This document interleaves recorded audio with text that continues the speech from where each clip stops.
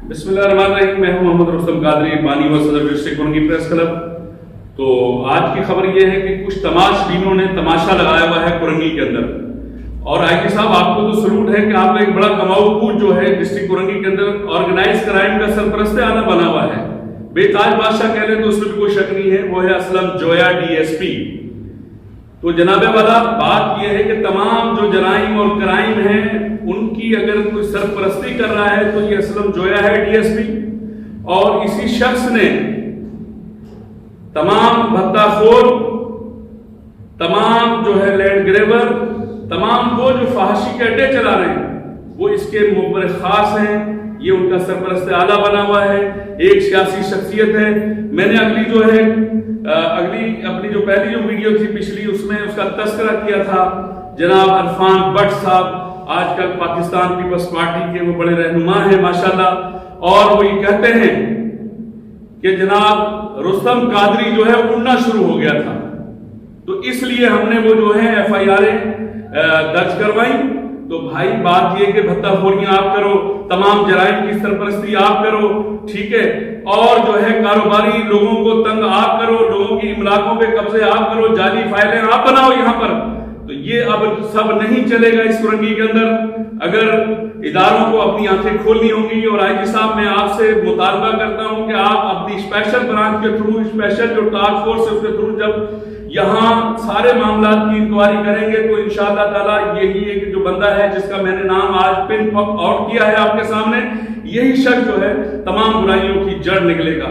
اور انہوں نے پری پلان ہو کر کے سب نے ہم مشورہ ہو کر پریس کلب پر پولیس کی مدد سے 4 موبائلیں, صفدر محمود نائی صاحب جو ہیں وہ بھتہ خوری کے کیس میں, اور FIR ان کی جو ہے انڈسٹریز کے لوگوں نے, اور کاٹی جو ہے اس کے پریشان ہے بہت زیادہ ان لوگوں سے, لیکن کوئی بندہ ایکشن والا لینے والا نہیں ہے.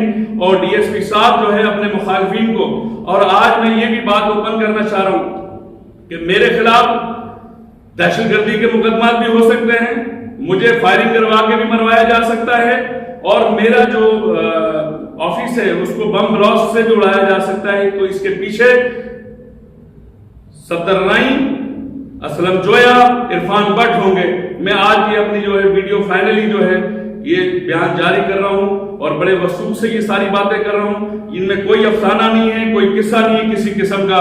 اور یہ کہ سب کے سب انہوں نے پریس کلب پر قبضہ جمانے کے بعد پریس کلب کو آماجگاہ بنایا ہوا ہے جرائم کی, اور تمام جتنے بھی جرائم اور کرائم کرنے والے ہیں وہ ان کے ساتھ ٹچ ہیں اور ان کی سرپرستی میں رہتے ہیں.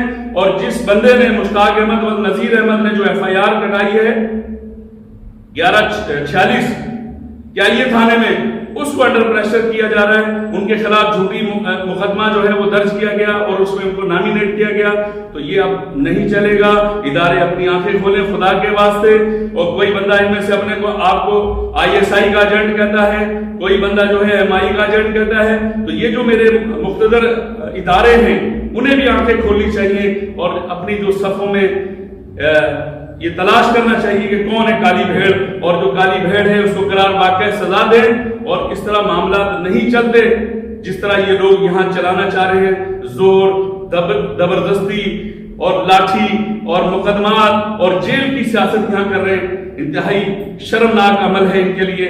اور جتنے بھی ان کے جو سپورٹر ہیں وہ بھی اپنی آنکھیں کھول لیں. ہمیں کوئی ڈر نہیں ہے, یہ جان اللہ کی امانت ہے, اور جب تک رب تعالیٰ چاہے گا, میری سانسیں چل رہی ہیں, کوئی مجھ سے میری سانسیں نہیں چھین سکتا, نہ میرا کوئی رزق چھین سکتا ہے. یہ جتنے بھی مافیا سے آج میں نے ان کا جو ہے برملا پوری اس پہ تحقیق کی ہے میں نے, اور تحقیق کرنے کے بعد میں نے بتایا کہ یہ سب کے سب جو ہیں جرائم اور کرائم اور سرکاری زمینوں پہ قبضے, فحاشی کے اڈے وغیرہ وغیرہ جتنے بھی جرم ہیں ان کے پیچھے یہ سب کے سب لوگ شامل ہیں. خدا حافظ. اسی کے ساتھ اجازت چاہوں گا. اللہ حافظ.